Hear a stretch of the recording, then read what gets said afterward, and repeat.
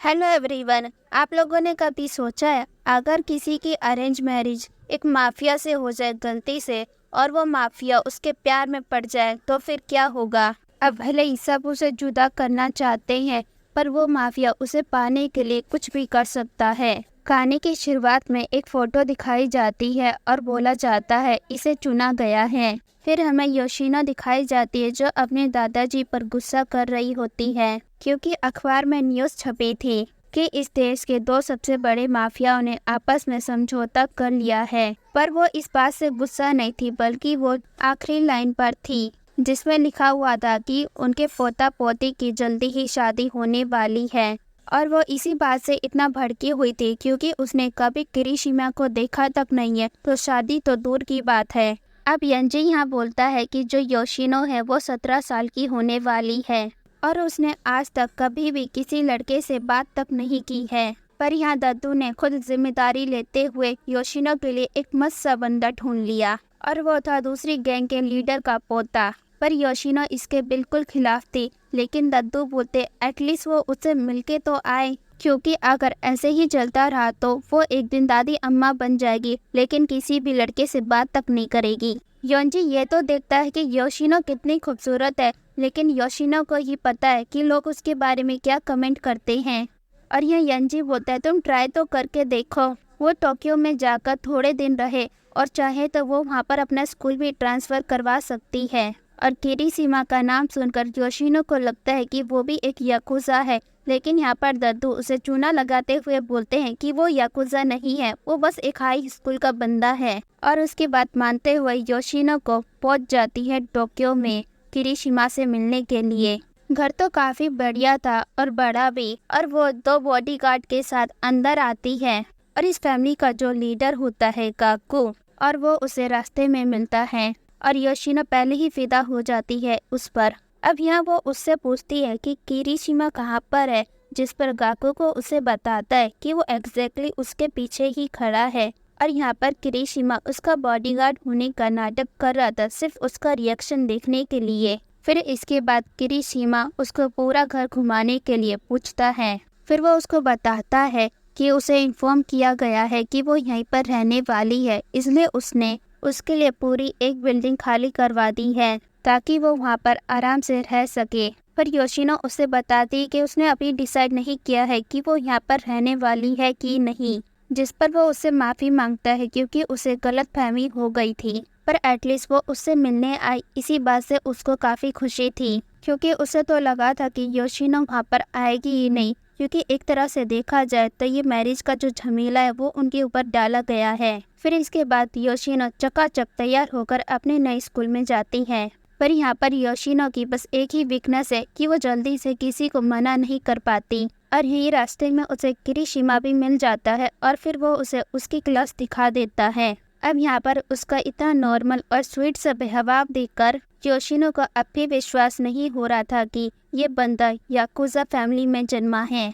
फिर वो अपने क्लास में जाती है और क्लास में 3 बंदियां आती है उससे मिलने के लिए। अब ये 3 तितलियां योशिनो से पूछती है किरीशिमा के बारे में क्योंकि इन तीनों ने उन दोनों को साथ देख लिया था। यहाँ पर योशिनो को क्लियर करती है कि वो उसकी गर्लफ्रेंड नहीं है लेकिन टेक्निकली वो दोनों साथ में रहने वाले हैं। फिर होना क्या था, वो 3 तितलियां 3 छिपकलियों में बदल जाती हैं और गुस्से में वहाँ से चली जाती हैं। फिर वो जब अपनी क्लास खत्म करके बाहर निकलती है तो किरीशिमा उसे रास्ते में दिख जाता है और सुबह की बात की वजह से योशिनो को उसे बताती है कि वो काफ़ी ज़्यादा पॉपुलर है, जिस पर वो बोलता है कि मुझे ऐसा नहीं लगता क्योंकि नॉर्मली लोग उसे हाय हेलो बोलने आते हैं, कोई लंबी बात नहीं करते क्योंकि सभी को पता है कि वो एक याकुजा का बेटा है।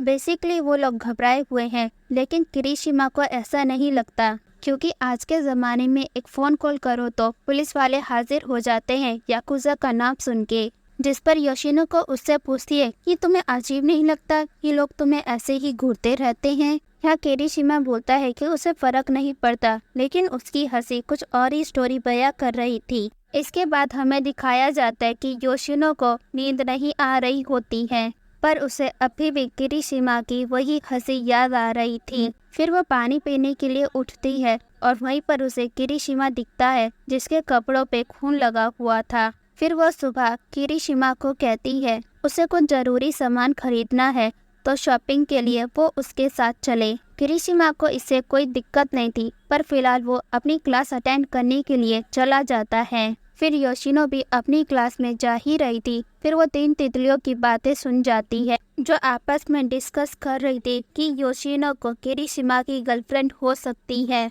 लेकिन अफवाह ये भी फैल रही थी कि योशिनो उस टाइप की लड़की है जो अपनी बॉडी को बेचती है। अब उस बेचारे की स्कूल लाइफ पे झंड हो चुकी थी, लेकिन उस समय योशिनो उन बातों पे इतना ध्यान नहीं देती। अब जब वो शाम को किरीशिमा के साथ शॉपिंग कर रही थी तो वो किरीशिमा को वहीं वेट करने का बोलती है कि उसे बैंक से कुछ कैश निकालना है। अब वो कैश निकालने जा ही रही थी, तभी एक बंदा उसे पीछे से बोलता है कि उसका स्कर्ट थोड़ा ऊपर है।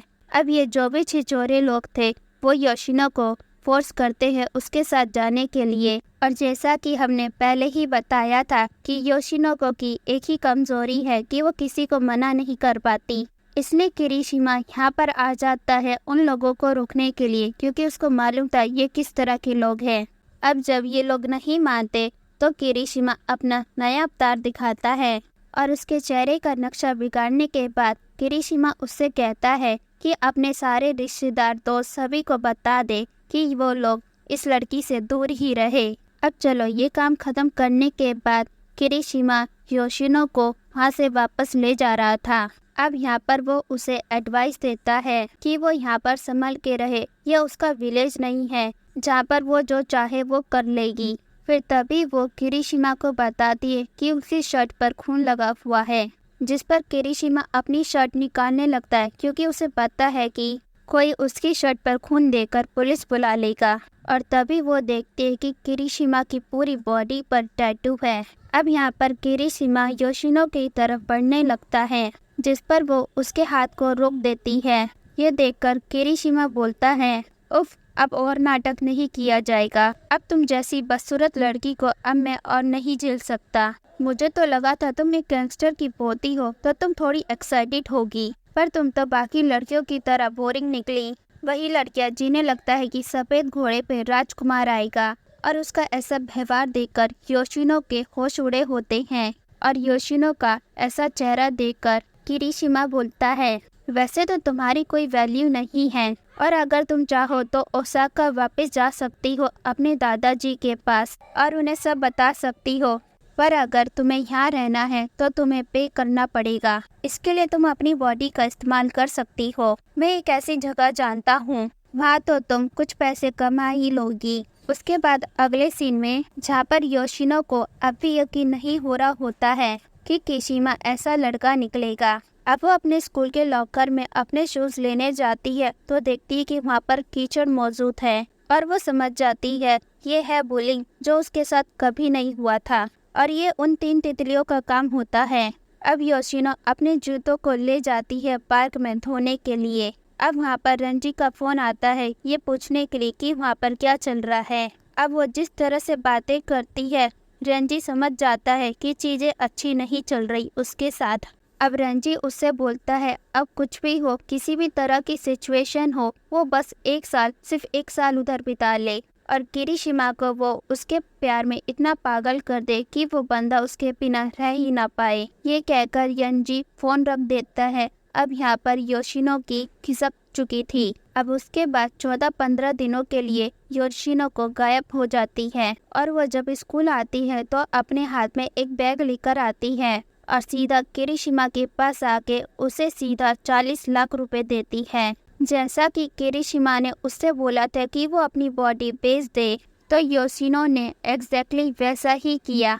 लेकिन जैसा तुम सोच रहे हो वैसा नहीं, बल्कि उसने अपनी एक किडनी बेच दी। अब किरीशिमा का मैटर खत्म करने के बाद वो उन 3 तितलियों से कहती है आज के बाद उन्होंने अगर उंगली करने का सोचा भी तो वो उन्हें सीधा नर्क का दरवाजा दिखाएगी। अब योशिनो का ये अवतार देखकर किरीशिमा पागल हो गया उसके पीछे और सीधा उसे बोल देता है आई लव यू। और इवन वो ये तक बोल देता है कि वो शादी अभी करना चाहता है, आज की आज। वो 1 साल तक वेट नहीं कर सकता। और वो चाहता है कि योशिनो उसकी लाइफ बर्बाद कर दे। अब इस सर दर्द से योशिनो को बेचारी भागने की कोशिश तो करती है, लेकिन किरीशिमा काफी स्ट्रांग था। अब अगले सीन में योशिनो को लंच करने बैठी थी, तभी उसे अपने किडनी के साइड में दर्द होने लग गया, क्योंकि जाहिर से बात है कि उसका ऑपरेशन हुआ था और इस दर्द की वजह और कोई नहीं किरीशिमा था। उसको उस पर बहुत ही गुस्सा आ रहा था और तभी वो बंदा उसके पीछे ही हाजिर था। अब किरीशिमा योशिनो से चिपको गम की तरह चिपक रहा था, क्योंकि उसे सच में उससे प्यार हो गया है। इसलिए किरीशिमा ने योशिनो की इलेक्ट्रॉनिक डिक्शनरी में जीपीएस फिट कर दिया था, ताकि वो उसे कहीं पे भी ढूंढ ले। और ये सुनकर योशिनो उस जीपीएस के साथ उस गैजेट को भी तोड़ देती है और इससे वो आग बबूला हो रही थी, लेकिन किरीशिमा को इससे कोई फर्क नहीं पड़ रहा था। अब किरीशिमा के पास एक इम्पोर्टेंट बात थी जो वो योशिनो को कहता है। उसके दादाजी आज घर पे रहने वाले हैं और वो उन दोनों से कुछ इम्पोर्टेंट बात करना चाहते हैं, इसलिए जाना ज़रूरी है।